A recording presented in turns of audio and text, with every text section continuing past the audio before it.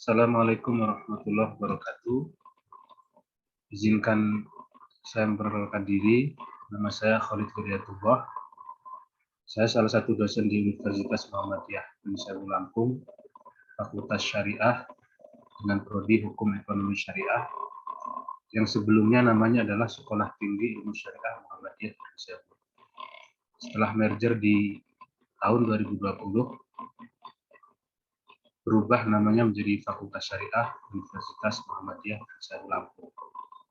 Adapun mata kuliah yang saya ampu, yang pertama adalah mata kuliah Tarikh Tasyri', yang kedua mata kuliah Ushul Fiqh 1, yang ketiga mata kuliah Ushul Fiqh 2, yang ketiga mata kuliah Ulumul Quran, yang kelima mata kuliah Ibadah, Akhlak, dan Muamalah, yang keenam mata kuliah Fikih Muamalah 1.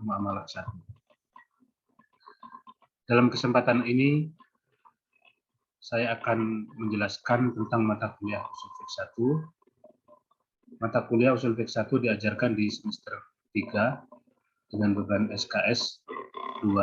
Adapun mata kuliah Ushul Fiqh 1 ini adalah 50-13-202. Deskripsi mata kuliah Ushul Fiqh 1. Apa sih mata kuliah Ushul Fiqh 1 itu? Mata kuliah Ushul Fiqh adalah mata kuliah yang membahas tentang sumber hukum atau dalil, membahas juga tentang hukum, kaidah, dan istihad yang bersumber dari Al-Quran dan Sunnah. Oleh sebab itu, Ushul Fiqh merupakan instrumen utama di dalam pembentukan dan pengembangan hukum Islam.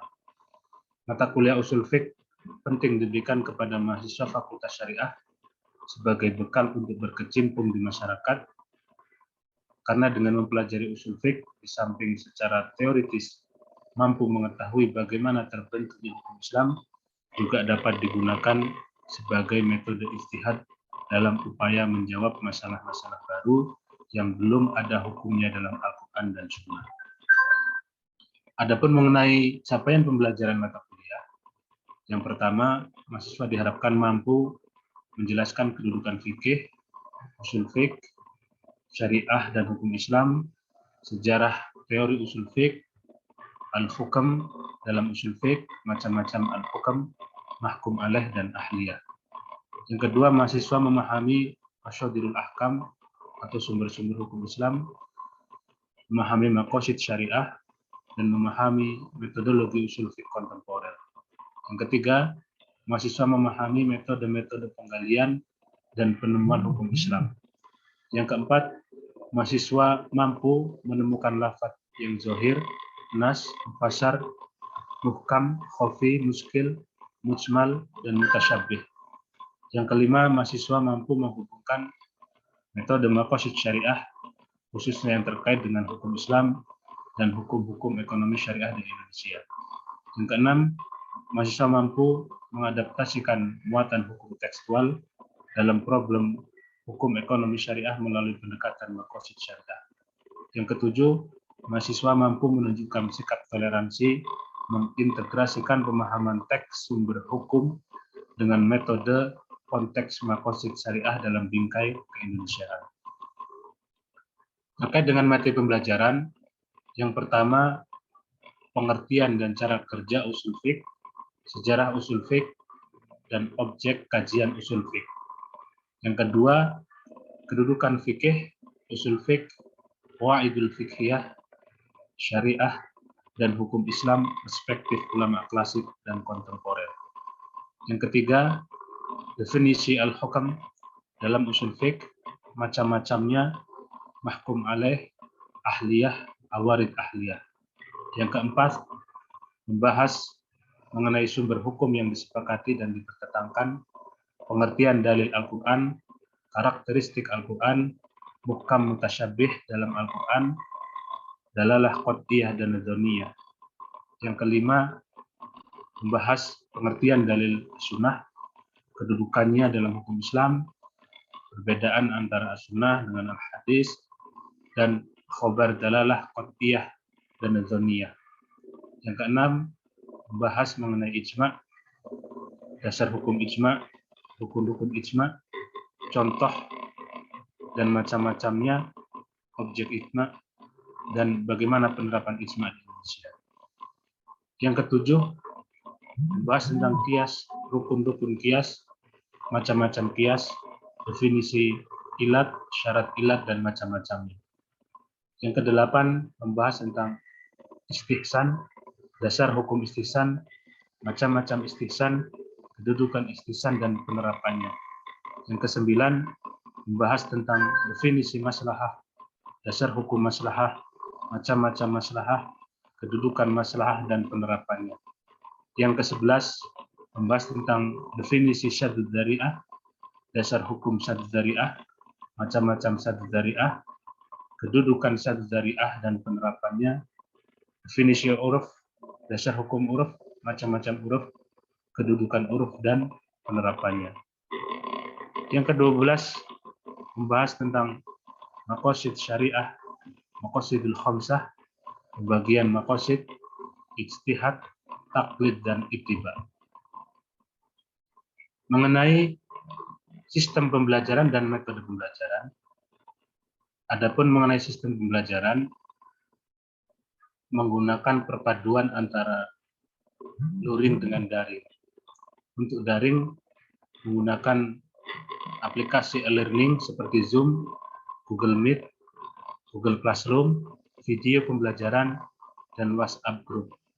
Sedangkan untuk metode pembelajaran dalam penyampaian materi dilakukan dengan ceramah dan diskusi berbasis student center learning, di mana mahasiswa menjadi titik fokus, dilihat keaktifannya ketika terlibat dalam diskusi. Untuk melibatkan mahasiswa agar lebih aktif juga, mahasiswa diberikan penugasan berupa presentasi makalah dan menganalisis sebuah kasus dan memberikan pendapat terhadap kasus yang diberikan, yang ditugaskan. Mengenai penilaian mahasiswa, yang pertama yang terkait dengan soft skill, dilihat dari kemampuannya berkomunikasi, beradaptasi, kepemimpinan, pengambilan keputusan, dan berpikir kritis. Yang kedua yang terkait dengan hard skill, mampu menguasai ilmu pengetahuan, serta keterampilan pada mata kuliah usul fiqh 1. Adapun mengenai bobot penilaian, penilaian terdiri dari UTS, UAS, kuis, penyelesaian tugas. Terkait dengan UTS, bobotnya adalah 20%, sedangkan UAS bobotnya adalah 30%, kuis bobotnya 20%, penyelesaian tugas bobotnya 30%. Berikut ini saya tampilkan video pembelajaran mata kuliah usul fiqh 1. Mari kita saksikan video berikut ini.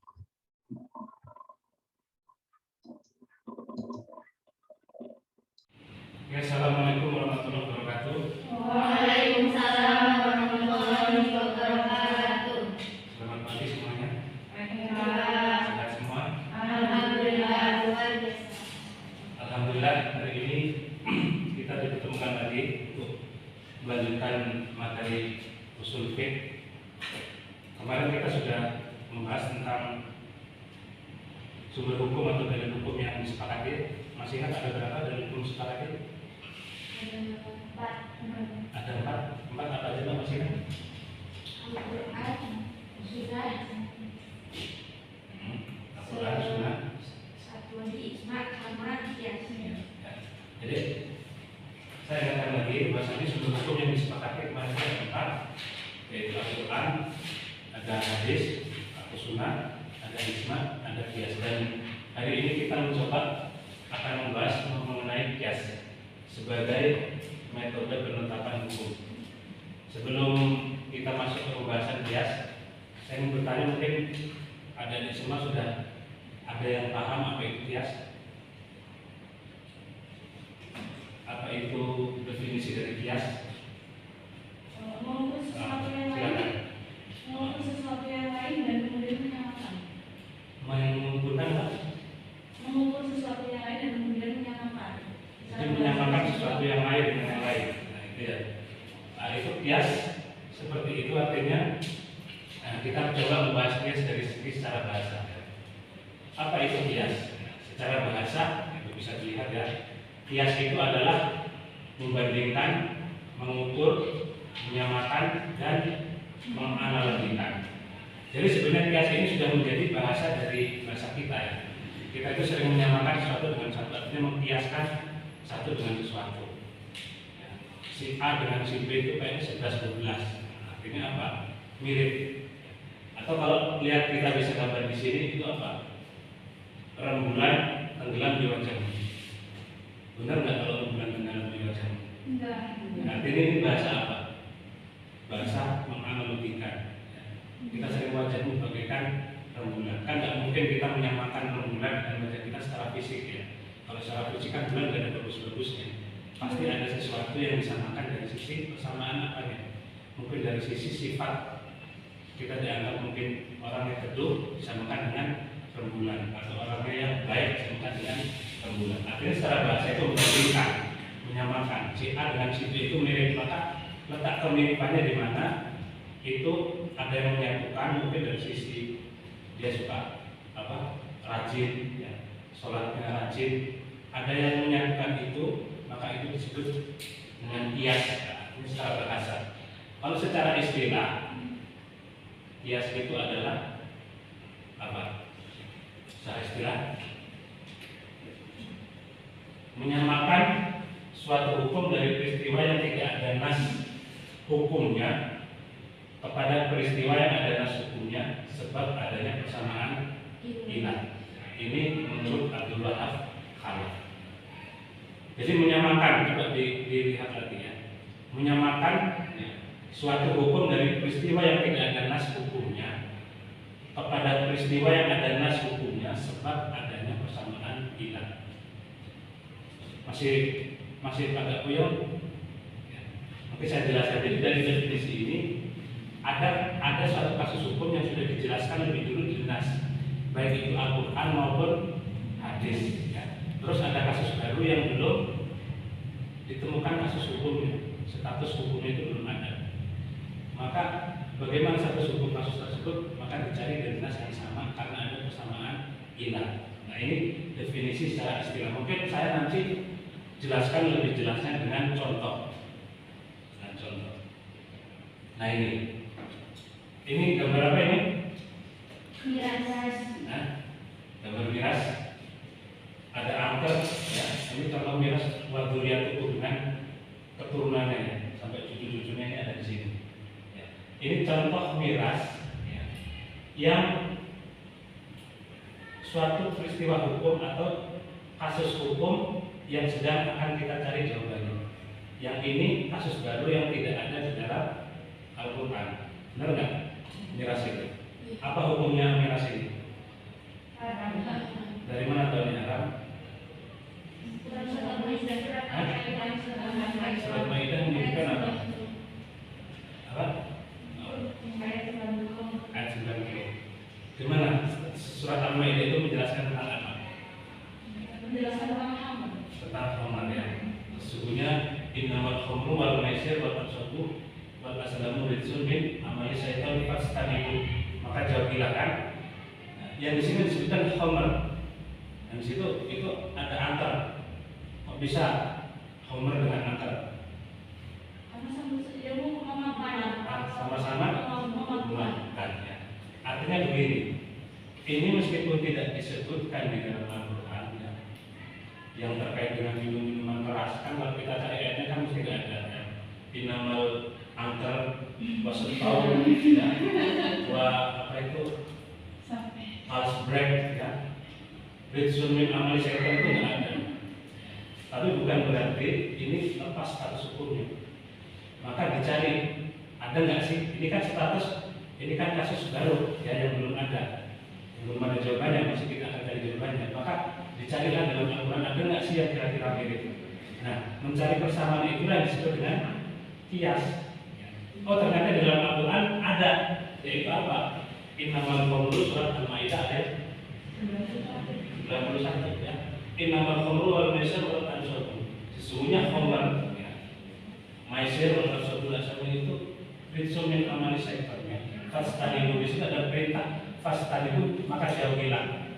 Maka sebenarnya ini peristiwa hukum yang baru yang belum disebutkan di dalam nas itu tidak ada, disamakan atau dicari persamaannya di dalam Al-Quran yang sudah lebih dahulu ada, karena ada persamaan ilat. Apa ilat itu? Sifat yang menjadi dasar mereka itu bisa ketemu.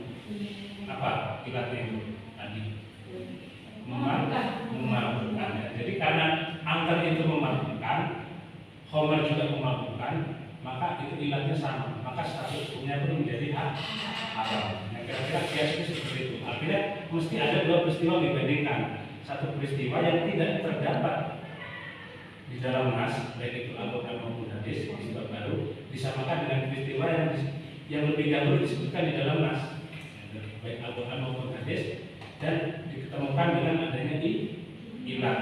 Maka hukum asalnya nanti akan menjadi hukum pada hukum furu tersebut. Contohnya ada dua ini. Apa itu? Narkotika. Apa hukumnya narkotika? Haram. Dari mana hukumnya haram? Karena memabukkan. Bahkan lebih dasar dari memabukkan, ya, bukan hanya memabukkan, bahkan lebih dasar. Tapi kalau kita cari dalam Al-Quran mesti tidak ketemu. Sebagaimana yang tadi, nama narkoba, wa miceng, wa ganja, wa apa namanya yang terbaru ini, lim aibon sama kan sekarang buat apa namanya? Ya buat orang nge-fly. Itu kalau dicari dalam Al-Quran itu tidak ketemu. Maka dicari yang mirip dalam Al-Quran ternyata ada di surat Al-Maidah. Innamal khamru wal maisir. Nah, peristiwa inilah yang disebut dengan qiyas, ya, menyamakan status hukum yang ada di dalam nas dengan kasus baru yang tidak disebutkan dalam nas karena dipertemukan dengan adanya persamaan ilat. Ya. Kullu muskirin khamrun wa kullu muskirin haram. Setiap yang memabukkan itu khamr dan setiap yang memabukkan itu adalah haram. Ya. Dari sini paham ya? Qiyas itu, ya. Jadi dari contoh ini saya kira mudah-mudahan membuat kita lebih paham. Contoh lain, nah ini ya, akibat pembunuhan dalam wasiat yang dikiaskan dengan pembunuhan dalam warisan. Yang disebutkan di dalam nas itu apa? Al-qatil la yaris. Orang yang membunuh itu dia tidak mendapatkan apa? Untuk selanjutnya rukun qiyas. Ya. Rukun qiyas. Rukun qiyas ada berapa? Ada 4. Apa saja? Asal, waktu, masal, dengan ilat. Jadi ini rukun qiyas yang pertama itu asal. Apa itu asal? Kasus lama yang hukumnya terdapat di dalam nas. Atau kasus yang lebih dahulu, suatu peristiwa yang lebih dahulu disebutkan di dalam Al-Quran. Yang kedua, rukunnya adalah far'u, kasus baru yang sedang dicari solusi hukumnya karena hukumnya terdapat tidak terdapat di dalam nas. Contohnya apa? Miras narkoba. Ya. Kalau asal itu contohnya apa? Homer. Itu karena apa disebutkan di dalam nas. Kalau hukum asal, hukum yang terdapat di dalam asal. Apa hukum homer itu? Haram. Jadi keharaman tentang homer itu hukum syarat yang terdapat nasnya yang ditetapkan pada asal. Rukun qiyas yang keempat adalah ilat. Ini bukan ilat bahasa Jawa ya. Ilat itu kan kalau ilat dalam bahasa Arab itu penyakit. Karena apa? Ilat itu yang merubah suatu keadaan. Jadi merubah suatu hukum karena adanya ilat. Jadi ilat itu sifat atau keadaan tertentu yang dipakai sebagai dasar bagi hukum asal. Contohnya adalah apa? Ini 4 rukun qiyas. Nah ini contohnya ya. Ini kembali ke contoh yang tadi. Antara alkohol atau narkoba dengan khamr. Mana kasus yang baru? Narkoba. Maka narkoba itu disebut dengan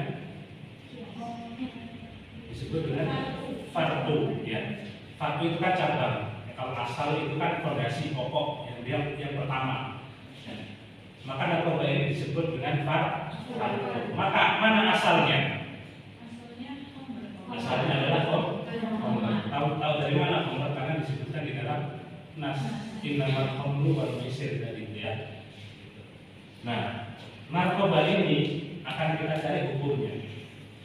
Maka dicarilah dalam Al-Quran yang mirip, yaitu ketemu namanya adalah khamr. Dinasnya ada innamal khamru wal maisir. Juga diperkuat dalam hadis kullu muskirin ya, setiap yang memabukkan itu khamr, wa kullu muskirin haram, dan setiap yang memabukkan itu adalah haram. Ya, ini adalah asal kasus lama. Hukum dari kasus lama itu yaitu khamr itu hukumnya adalah haram. Karena ilatnya adalah memabukkan. Nah, narkoba ini yang kita cari hukumnya meskipun kita belum tahu, tapi kita sudah tahu sifatnya sama, yaitu apa? Memabukkan. Karena adalah mirip, ada titik kesamaan, maka hukumnya adalah yang ini ditarik ke sini, maka hukumnya menjadi apa? Jadi haram. Ya, jadi dari sini ini terpenuhi yang namanya 4 hukum kias itu. Ada far'u, ada asal, ya, ada hukum asal, ada ilat. Paham ya sini ya? Ini rukun kias. Jadi mesti kalau namanya kias ada 2 yang dipersamakan. Ya, gitu. Atau bahkan mungkin lebih narkoba, terus apalagi bir, apalagi yang baru-baru. Uang, ya. Uang, angker, itu sama disamakan dengan khamr. Nah, ini adalah rukun yang dari adanya kias. Nah, kita bahas satu persatu tentang syarat asal. Syarat-syarat asal. Asal tadi tahu ya, peristiwa yang lebih dahulu ada di dalam nas. Apa syaratnya? Satu, harus berupa yang diterangkan pada nas. Jadi harus ada di dalam nas asal itu. Yang kedua, harus lebih dahulu daripada far, ya mesti ya. Karena kan far itu yang baru ada. Tentu dia harus belakangan. Kalau yang far itu harus lebih dahulu yang asal itu. Ini syarat. Terus yang kedua, syarat ilah melalui qiyas al-musawi, qiyas adna. Jadi qiyas itu ada 3, yaitu qiyas aulawi, qiyas al-musawi dengan qiyas adna. Nanti kita bahas satu persatu. Lebih jelasnya di slide selanjutnya. Nah, ini qiyas aulawi. Jadi qiyas ini ada 3 ya, qiyas aulawi, qiyas al-musawi dengan qiyas adna. Ini qiyas aulawi. Apa itu qiyas aulawi? Qiyas yang ilat pada far itu bobotnya lebih besar ilat pada hukum asal. Artinya apa? Sifat ya, sifat akibat yang ada di far dari kasus yang baru itu lebih berat bobotnya pada sifat yang ada pada hukum asal.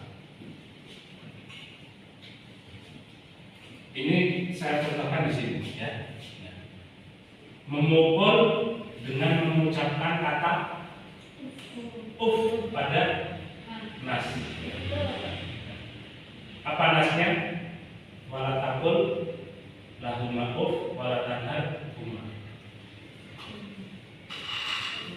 Di dalam nas itu hanya ada kata apa? Janganlah kalian mengucapkan ya kepada kedua orang tua. Terus kalian berantem sama orang tua, kalian tidak mengucapkan lagi, tapi kalian tempelin. Kok orang tua kenapa saya ditempelin? Di Al-Quran tidak ada larangannya Pak. Yang ada larangannya apa?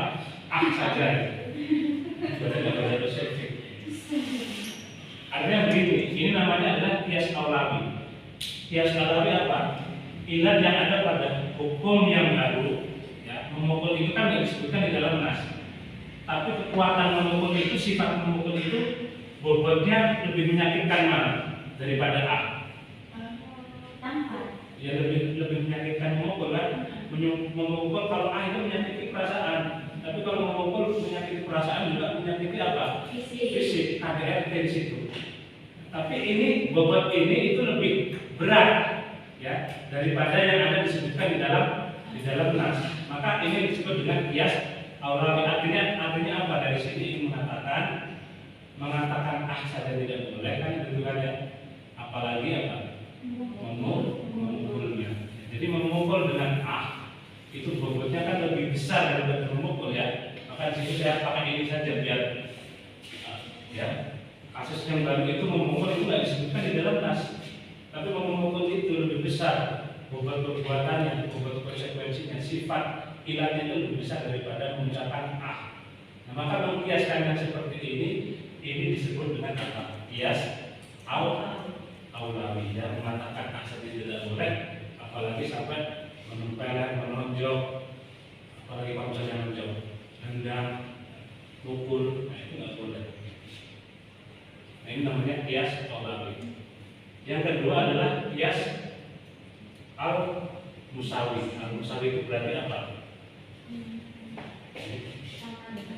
Bobot akibatnya itu sama. Contohnya apa?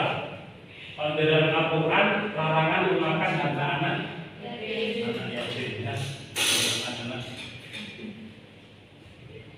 uang anak yatim. Wala ta'kulu amwalakum. Ini di surat An-Nisa ya. Janganlah engkau memakan harta anak yatim.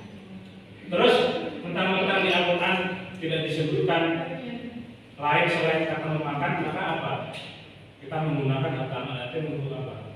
Boya-boya beli uang, beli yang segala sesuatu yang berakibat terhadap rusaknya harta anak yatim. Menggunakan harta anak yatim yang tidak secara patut dengan memakan harta anak yatim, ya disamakan.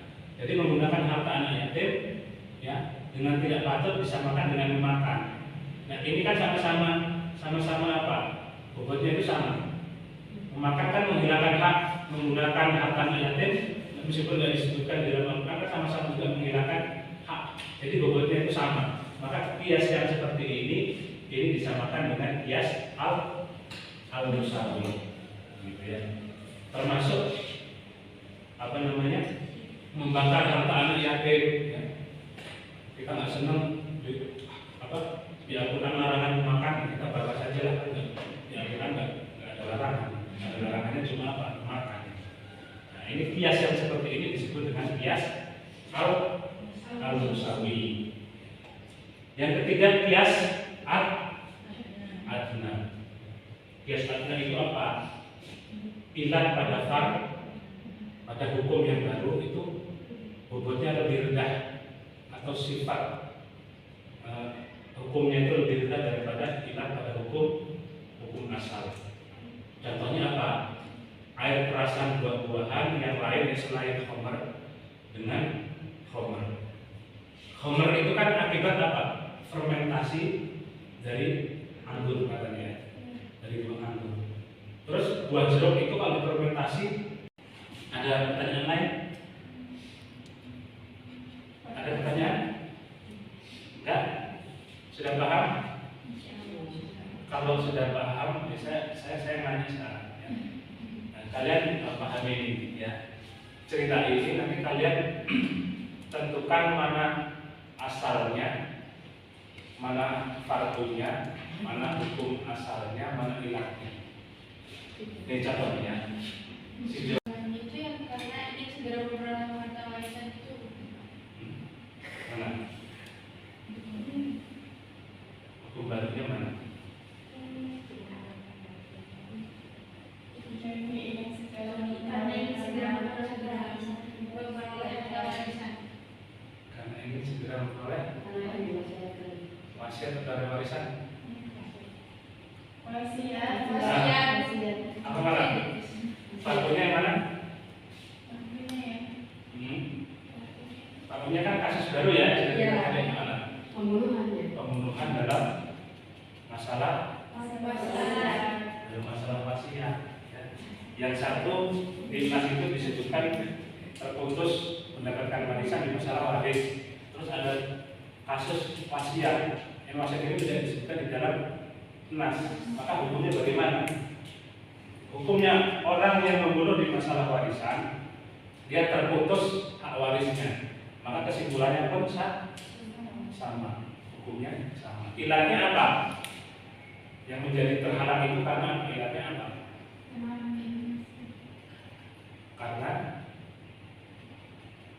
apa yang menyegerakan dengan cara membunuh. Nah, itu disebut dengan ilah. Hukumnya apa? Hukumnya haram atau terputus hak warisnya. Nah, dari sini kita bisa katakan mana itu hukum asal, mana itu far'u, mana itu ilahnya. Saya kira nanti kalian harus banyak-banyak contoh terus menentukan mana itu hukum asal. Nanti kan tugas untuk minggu depan ya. Kalian nanti coba cari contoh aplikasi kias di dalam hukum ekonomi Islam yang terkait dengan masalah-masalah perekonomian Islam. Nanti dari contoh kias itu kalian nanti identifikasi mana itu asal, mana itu far'u, mana itu hukum asal, mana itu ilah. Jadi nanti kalau kalian baca fatwa MUI, oh ini kalian tahu ini kias karena ada terdapat 4 rukun di situ. Dari sini ada yang ditanyakan? Cukup? Ya. Sudah paham semua? Jadi bisa kita simpulkan ya, maksudnya kias itu adalah ya, menyamakan status hukum yang lebih dahulu di dalam nas dengan status hukum terhadap kasus baru yang tidak terdapat di dalam nas, karena ada namanya persamaan ilah. Dan kias itu dibagi menjadi 3, ada kias aulawi, kias al-musawi, dan kias al-azmi. Oke, sampai sini saya kira cukup. Kita tutup. Assalamualaikum warahmatullahi wabarakatuh.